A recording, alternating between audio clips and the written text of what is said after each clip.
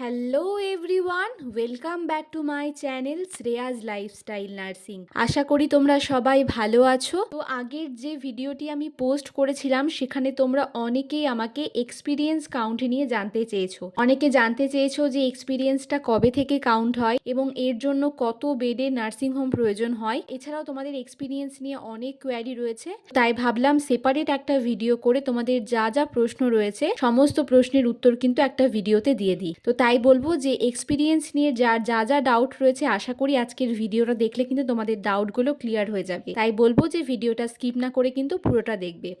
তো চলো শুরু করি।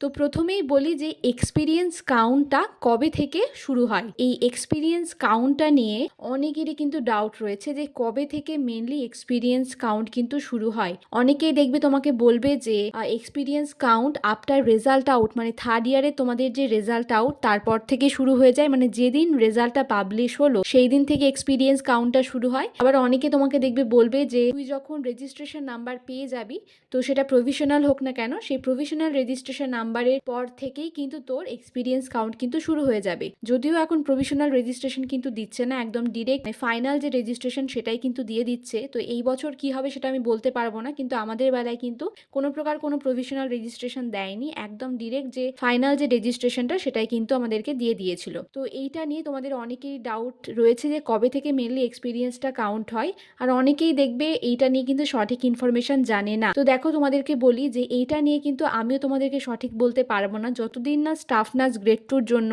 নতুন রিক্রুটমেন্টের যে নোটিশ সেটা পাবলিশ হচ্ছে এবং সেখানে কি লেখা থাকছে, তো সেটা যতদিন না পাবলিশ হচ্ছে একদম এক্স্যাক্টলি কবে থেকে কাউন্ট হবে, যে রেজাল্ট আউটের পর থেকে হবে না কি হচ্ছে তোমার রেজিস্ট্রেশন নাম্বার পাওয়ার পর থেকে হবে, এটা কিন্তু তোমাদেরকে বলতে পারবো না। আমি চাই না তোমরা কোনো ভুল ইনফরমেশন পাও, তো সেই জন্যই বলছি ওয়েট করো, যখন নোটিশ বেরোবে রিক্রুটমেন্টে সেখানে কি লেখা থাকছে বা কি নোটিশে বেরোচ্ছে সেটা জানার পরে কিন্তু তোমরা একদম কারেক্ট যে হচ্ছে ইনফরমেশন সেটা কিন্তু পেয়ে যাবে। মেনলি ধরে রাখো যে রেজিস্ট্রেশন নাম্বার পাওয়ার পর থেকেই কিন্তু এক্সপিরিয়েন্সটা কাউন্ট হয়। এবার রেজাল্ট আউটের পর থেকেও কিন্তু হতে পারে, সঠিকটা এখনো জানি না। তো যদি রিক্রুটমেন্টের নোটিশ বেরোয় সেখানে কি লেখা থাকছে তার উপর ভিত্তি করে তোমাদেরকে জানিয়ে রাখবো। ধরে রাখো যে সেন্ট্রালে যে সমস্ত এক্সামগুলো হয় সেখানে কিন্তু রেজিস্ট্রেশন নাম্বার পাওয়ার পর থেকে এক্সপিরিয়েন্স কাউন্টটা শুরু হয়, আর আমাদের স্টেট গভর্নমেন্টের যে রিক্রুটমেন্ট হয় সেখানে কিন্তু মোটামুটি ধরে রাখো যে রেজাল্ট আউটের পর থেকেই কিন্তু এক্সপিরিয়েন্স কাউন্টটা শুরু হয়ে যায়। এটা নিয়ে আমারও একটু কনফিউশন রয়েছে, তো দেখা যাক রিক্রুটমেন্টের নোটিশ বেরোক তখন সেখানে কি লেখা থাকছে, কিন্তু তোমরা জেনেই যাবে যে মেনলি কিভাবে এক্সপিরিয়েন্স কাউন্ট কিন্তু শুরু হয়। তো এইটা গেল যে কবে থেকে এক্সপিরিয়েন্স কাউন্ট কিন্তু হয়। এবার তোমাদেরকে বলি যে এক্সপিরিয়েন্স কাউন্টের জন্য মেনলি কত বেডের নার্সিং হোম প্রয়োজন হয়। তো দেখো অনেকেই আমাকে আগের ভিডিওতে জিজ্ঞাসা করেছিলে যে আমি 30 বেডে আমি 40 বেডে নার্সিং হোমে কাজ করছি, তাহলে সেক্ষেত্রে কি আমার এক্সপিরিয়েন্স কাউন্ট হবে না? তো তোমাদেরকে বলি দেখো, তো চেষ্টা করবে যে 50 বেডের যে নার্সিং হোমগুলো হয় সেগুলোতে কাজ করার, কেননা তুমি যদি 50 বেডের নার্সিং হোমে কাজ করো তার এক্সপিরিয়েন্সটার কিন্তু একটা ভ্যালু রয়েছে, কারণ তুমি শুধুমাত্র যে স্টেট গভর্নমেন্টের জন্য এক্সপিরিয়েন্স কাউন্ট করছো বা গ্যাদার করছো তা তো নয়, তুমি হচ্ছে যে আদার্স যে সেন্ট্রালের পরীক্ষাগুলো হয় সেই পরীক্ষাগুলোর জন্য তোমাকে এক্সপিরিয়েন্স কাউন্ট কিন্তু খুবই জরুরি। জিএনএম পাস আউট হয়ে যাওয়ার পরে তোমার কাছে যদি এক্সপিরিয়েন্স না থাকে তাহলে কিন্তু তুমি সেই পরীক্ষাগুলো দিতে পারবে না। এবার তোমরা আমাকে মেনলি যেটা জানতে চাইছো যে এক্সপিরিয়েন্স কাউন্টের জন্য আমাদের কোনো বেড ক্যাপাসিটির প্রয়োজন হয় না, এমনি নর্মাল যে নার্সিংহোমগুলো রয়েছে 20 বেড বা 30 বেড সেগুলোতে কাজ করলেই আমরা যে এক্সপিরিয়েন্সটা পাই সেটাতেই আমাদের এক্সপিরিয়েন্স কাউন্ট হয়ে যায়। তো দেখো তুমি যদি এক্সপিরিয়েন্সের জন্য নাম্বার পেতে চাও তাহলে কিন্তু 50 বেডের নার্সিংহোম কিন্তু ম্যান্ডেটরি, সেটা কিন্তু প্রয়োজন। কারণ যখন নোটিশ বেরোয় সেখানে কিন্তু লেখাই থাকে এক্সপিরিয়েন্স কাউন্ট তখনই হবে যখন তুমি 50 বেডের কোনো নার্সিংহোমে 1 বছর কাজ করবে, ঠিক আছে? এবার 1 বছরের ওপরে যদি কারো এক্সপিরিয়েন্স থাকে সেটা তো অবশ্যই ভালো, কিন্তু মিনিমাম 2 নাম্বার পেতে গেলে তোমাকে কিন্তু পুরো 1 ইয়ার কিন্তু এক্সপিরিয়েন্স কিন্তু লাগবে। তো আশা করি তোমাদেরকে আমি বোঝাতে পেরেছি।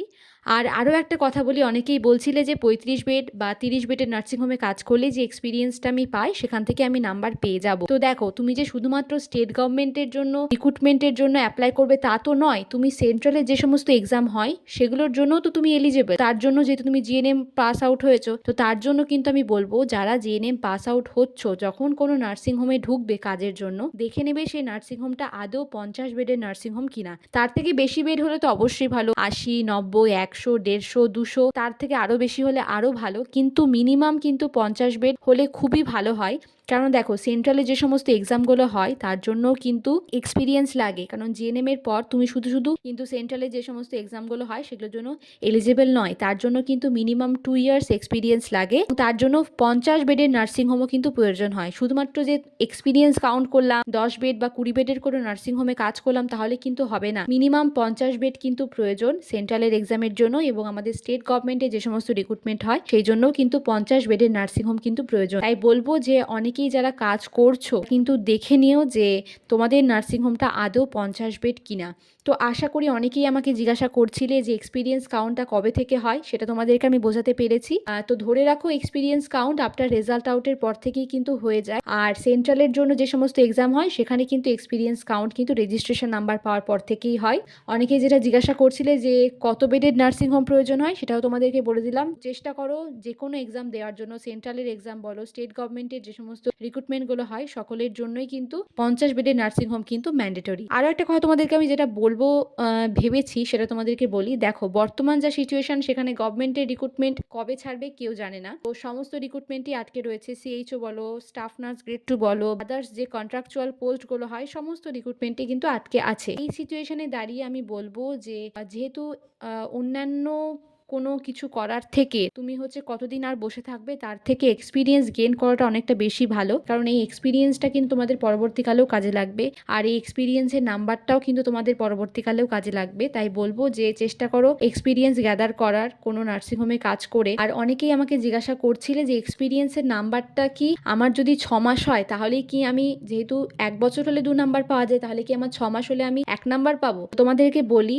এক্সপিরিয়েন্সের নাম্বার পেতে গেলে তোমাকে পুরো 1 বছর কিন্তু কাজ করতে হবে, ঠিক আছে? 1 বছর পুরোপুরি কাজ করলে, 12 মান্থস, ঠিক আছে? 1 বছর পুরোপুরি কাজ করলে তবেই গিয়ে তুমি কিন্তু 2 নাম্বার পাবে। তোমার যদি 1 বছরের থেকে একদিনও কম হয় তাহলেও কিন্তু তুমি কোনো নাম্বার কিন্তু পাবে না। পুরো 1 ইয়ারের তোমার যদি এক্সপিরিয়েন্স থাকে তবেই গিয়ে তুমি 2 নাম্বার পাবে। তারপর যদি তোমার 2 ইয়ার্স থাকে সেখানে তুমি 4 নাম্বার, 3 ইয়ার্স থাকে তুমি 6 নাম্বার। বুঝতে পারলে তো? কিন্তু এরকমভাবেই কিন্তু এক্সপিরিয়েন্সের নাম্বার পাওয়া যায়। পুরো 1 বছরের জন্য যখন তুমি কাজ করবে তখন গিয়ে তুমি 2 নাম্বার পাবে, তার একদিন কম হলেও কিন্তু তুমি কোনো প্রকার কোনো নাম্বার পাবে না। আর যারা অনেকেই বলছিলে যে আমার তো 6 মাসের এক্সপিরিয়েন্স রয়েছে, তাহলে কি আমি গিয়ে 1 নাম্বার পাবো? তো না, 6 মাসের জন্য কোনো প্রকার কোনো নাম্বার থাকে না, পুরো 1 বছর কাজ করলে তবেই গিয়ে কিন্তু 2 নাম্বার কিন্তু পাওয়া যায়। স্টাফ নার্স গ্রেড 2-র জন্য যে রিক্রুটমেন্ট প্রসেসটা এখনও অবধি হয়, সেখানে কিন্তু ইন্টারভিউ মার্কসের সাথে এক্সপিরিয়েন্সের 10 নম্বর কিন্তু থাকে। সেখানে যার যেমন এক্সপিরিয়েন্স থাকবে সেই কিন্তু সেরকম নম্বর পাবে। তো তোমার যদি 1 বছরের টোটাল এক্সপিরিয়েন্স থাকে তাহলে সেখানে তুমি 2 নম্বর পাবে, 2 বছরের থাকলে সেখানে তুমি 4 নম্বর পাবে। এইভাবে তোমার যদি টোটাল 5 বছরের এক্সপিরিয়েন্স থাকে তাহলে গিয়ে কিন্তু তুমি 10 নাম্বার কিন্তু পাবে। তো টোটাল কিন্তু 10 নাম্বার থাকে, এবং এর মধ্যে যার যেরকম এক্সপিরিয়েন্স থাকবে সে কিন্তু সেরকমভাবে কিন্তু নাম্বারটা কিন্তু পাবে। তো আশা করি তোমরা আমাকে যা যা জিজ্ঞাসা করেছিলে আমি তোমাদের কমেন্টে রিপ্লাই দিতে পেরেছি। আর আমার যদি কোথাও কোনো ভুল হয় তোমরা আমাকে অবশ্যই কমেন্টে জানাবে। আমার ভুল হতেই পারে, আমিও হয়তো সঠিক ইনফরমেশনটা জানি না। আমার যদি কোথাও কোনো ভুল হয় তোমরা আমাকে জানিও, তো আমি চেষ্টা করবো আমার ভুলগুলোকে ঠিক করে নেওয়ার। তাই বলবো, আমার যদি কোথাও ভুল হয় তোমরা আমাকে জানিও কমেন্টে। আর কারো কোনো ডাউট থাকলে সেটাও আমাকে কমেন্ট সেকশনে তোমরা কমেন্ট করে জানিও। যেটা তোমাদেরকে বারবারই বলি, ভিডিওটা পারলে প্রচুর প্রচুর শেয়ার করে দিও, কারণ আমি চাই আমি যে ভিডিওগুলো করছি সেই ইনফরমেশন যেমন তুমি পাচ্ছ, তোমার ফ্রেন্ডরাও সেই ইনফরমেশনগুলো পাক। পারলে ভিডিওটা প্রচুর প্রচুর শেয়ার করে দিও। তোমাদের যদি কোনো কিছু জানার থাকে তোমরা আমাকে কিন্তু কমেন্ট বক্সে কমেন্ট করতেই পারো। আমি যদি তোমাদের উত্তরটা জেনে থাকি আমি অবশ্যই তোমাদের কমেন্টে রিপ্লাই দেব। আর কারো কোনো ডাউট থাকলে অবশ্যই আমাকে নির্দ্বিধায় তোমরা জিজ্ঞাসা করতে পারো, আমি কিন্তু তোমাদেরকে সেটাও বলে দেব। আর যারা এখনও সাবস্ক্রাইব করোনি, সাবস্ক্রাইব করে আমার চ্যানেলের পাশে থেকো। সবাই সাবধানে থেকো, সুস্থ থেকো, ভালো থেকো। খুব শীঘ্রই দেখা হবে তোমাদের সাথে পরের কোনো ভিডিওতে। টাটা।